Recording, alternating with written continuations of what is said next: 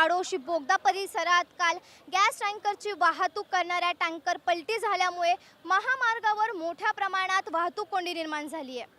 मागील 24 तास उलटून देखील परिस्थिती जैसे थे असल्यामुळे नागरिकांचा आणि प्रवाशांचा मनस्ताप झालाय आणि या परिस्थितीचं गांभीर्य लक्षात घेता प्रवाशांनी आता रेल्वेचा मार्ग निवडल्याचं दृश्य पाहायला मिळत आहे। सध्या मी उभी आहे पुणे रेल्वे स्थानकावर आणि तुम्ही पाहू शकता की पुणे रेल्वे स्थानकावर किती मोठ्या प्रमाणात गर्दी पाहायला मिळते।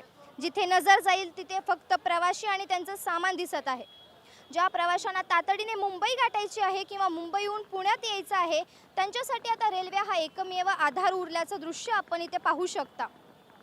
लोक तासनतास ट्रेनची वाट देखील पाहत आहेत। ज्यांना एक्सप्रेस वेवरून 2 तास मुंबईला जाण्यासाठी लागणार होते ते आता 5 ते 6 तास झालं इथेच ताटकळत उभी राहिले आहेत। या हायवेच्या घटनेमुळे प्रवाशांची मोठ्या प्रमाणात हाल होतानाचं दृश्य आपण इथे पाहू शकतो। लोक नेहमी गाडीने किंवा बसने मुंबईला जायचे जे आता पर्याय नसल्या कारणाने रेल्वेने प्रवास देखील करायला तयार झाले आहेत। 24 तास झाले तरी हायवेवरची परिस्थिती बदललेली नाही आहे म्हणून प्रवाशांचा संयम देखील सुटतानाचं दृश्य आपण इथे पाहू शकतो।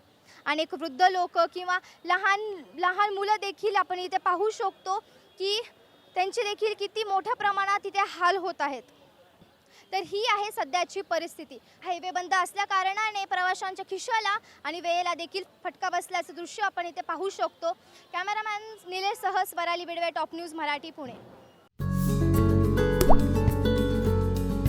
आता जोकासु STP या अत्याधुनिक जॅपनीज तंत्रज्ञानाने सुसज्ज, quick installation, energy efficient, noiseless blowers, low maintenance या आणि अशा वैशिष्ट्यांनी परिपूर्ण जोकासु STP तंत्रज्ञान प्रकल्प उभारणीपासून ते विक्री पश्चात समाधानकारक सेवा देणारी भारताबरोबरच परदेशात देखील प्रकल्पांची यशस्वी उभारणी करणारी company Deccan water treatment private limited.